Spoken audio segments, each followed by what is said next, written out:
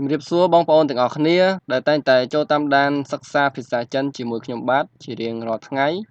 ជារៀងរាល់វីដេអូដែលខ្ញុំធ្វើវីដេអូឲ្យបានច្រើនដើម្បីបង្រៀនដល់អ្នកទាំងអស់គ្នាបាទហើយជួយ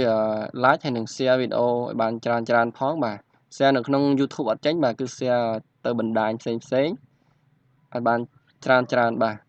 ឥឡូវនេះយើងនឹងរៀននៅឆ្នាំទាំង12បាទអញ្ចឹងឆ្នាំទាំង12គេអានយ៉ាងម៉េចគេអានរបៀបម៉េចហើយយើងស្វែងយល់ទាំងអស់គ្នាតោះចាប់ផ្ដើមឆ្នាំទី1បាទគឺឆ្នាំជូតដែលតាំងដោយសត្វកណ្ដុរបាទឆ្នាំជូតបាទគេអានថាជឺនៀនបាទឆ្នាំជូតជឺនៀនឆ្នាំជូតដោយតាំងដោយបាទវងក្រចកហ្នឹងគឺអក្សរស៊ុហ្នឹងគឺកណ្ដុរបាទមកពីពាក្យឡៅស៊ុហ្នឹងសត្វកណ្ដុរ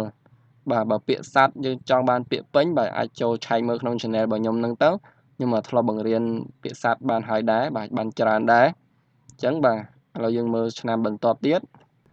ឆូនៀនឆ្នាំឆ្លូវដែលតាំងដោយសត្វគោនៅវងក្រចកបាទអក្សរនាវហ្នឹងគឺបកថាសត្វគោនាវសត្វគោបាទឆូនៀនឆ្នាំឆ្លូវឆូនៀនឆ្នាំឆ្លូវឆ្នាំបន្ទាប់បាទឆ្នាំខាល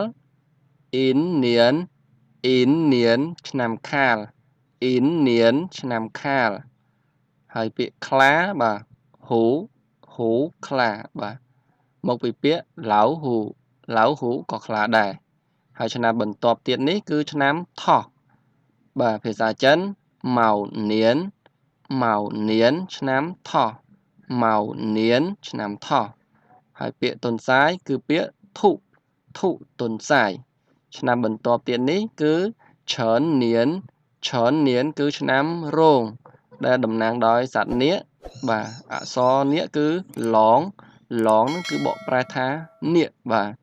ឆ្នាំបន្ទាប់ទៀតគឺឆ្នាំម្សាញ់សឿនៀនឆ្នាំម្សាញ់ដែលតាំងដោយសត្វពស់គឺសើបាទសើហ្នឹងគឺសត្វពស់សត្វពស់បាទឥឡូវយើងមើលឆ្នាំបន្ទាប់ទៀតឆ្នាំមមីអ៊ូនៀនឆ្នាំមមីឆ្នាំមមី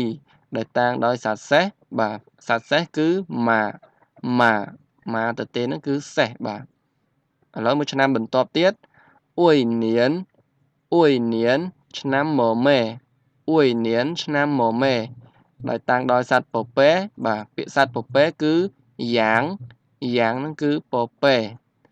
ឡូវមើលឆ្នាំមួយទៀតបាទឆ្នាំវកសឺននៀនឆ្នាំវកបាទដែលតាំងដោយសត្វស្វាគឺហោបាទហោជឺហ្នឹងគឺស្វាហោទៅទេហ្នឹងក៏ស្វាដូចគ្នាបាទឥឡូវយើងទៅមើលឆ្នាំបន្តទៀតឆ្នាំរកាភាសាចិន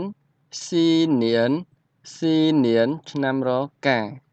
ដែលតាំងដោយសត្វមាន់បាទមាន់គឺជីសត្វមាន់បាទស៊ីនៀនឆ្នាំរកាជីមាន់បាទឥឡូវយើងនឹងទៅមើលនៅឆ្នាំបន្តទៀតបាទហើយបងប្អូនត្រូវរៀនសរសេរឲ្យបានចាំផងដែរបាទរៀនអានរៀនសរសេរបាទឆ្នាំបន្ទាប់នេះគឺឆ្នាំចស៊ីនៀនបាទឆ្នាំចបាទសូមអភ័យទោសបាទភីងអ៊ីងនៀនគឺបាត់អក្សរ n ពីមុខមួយបាទភីងអ៊ីង n ពីមុខមួយបាទ n ហ្នឹងគឺណសូមអភ័យទោសផងដែរបាទស៊ីនៀនហ្នឹងគឺឆ្នាំចដែលតាំងដោយសត្វឆ្កែបាទដែលសត្វឆ្កែគឺកោហ្នឹងគឺឆ្កែបាទស៊ីនៀនហ្នឹងគឺឆ្នាំចបាទឥឡូវយើងមើលឆ្នាំចុងក្រោយនៃឆ្នាំ